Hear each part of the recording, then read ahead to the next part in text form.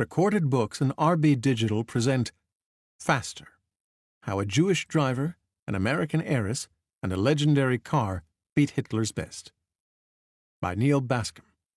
Narrated by Eduardo Ballerini. From William Shakespeare, Henry V. I see you stand like greyhounds in the slips, straining upon the start. Author's note: a terrific adventure awaits, but I must hurry. Mid-morning, heading north on the I-405 from Los Angeles International Airport, I am stuck in a traffic jam.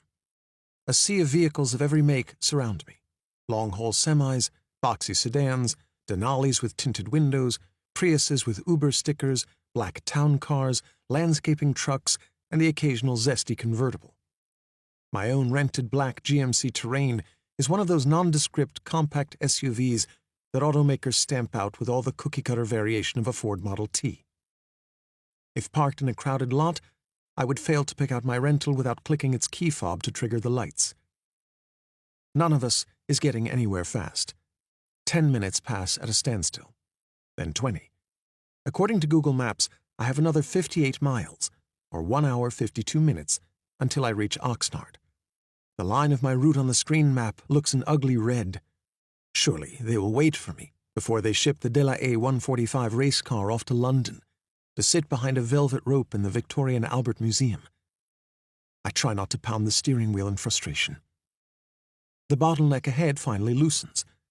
Once I veer off onto the I-10 toward Santa Monica, the stop-and-go traffic becomes mostly go. Then I'm cruising north on the Pacific Coast Highway. In the distance, there are mostly vistas of ocean and wildflower-covered hillsides. I might make it after all. My GMC is comfortable but unexciting, a rental car obligation. Retractable seats with good lumbar support, automatic transmission, Apple CarPlay to listen to my latest Spotify favorite, The Lumineers. Past Malibu, I battle with the electronic windows, unable to convince them to remain half open. Instead, I seal myself into the air-conditioned cocoon. No salty breezes for me. At stoplights, the engine shuts off to save gas. It does not ask me for permission. Halfway there, I take a call from my wife in Seattle. She cannot even tell I'm driving. Whatever churns underneath the hood, it is quiet, reasonable, and unflappable. All worthy qualities in a vehicle meant to get one safely from point A to point B. A very different car is being readied for me in Oxnard.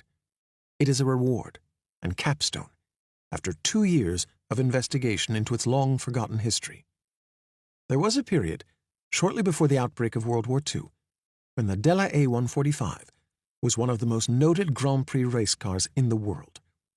Its exploits had equal billing to news stories of peace coming undone in Europe. Huge crowds assembled to watch it compete or to glimpse its shiny V12 engine up close at motor shows. When it first appeared at Montlhéry, an autodrome in France, many thought its design peculiar. One critic likened it to a praying mantis rather than a machine built for speed. After the De La Haye smashed records on the closed oval circuit, sought the million-franc prize, and dared to be the car that beat Hitler, the naysayers became adoring admirers.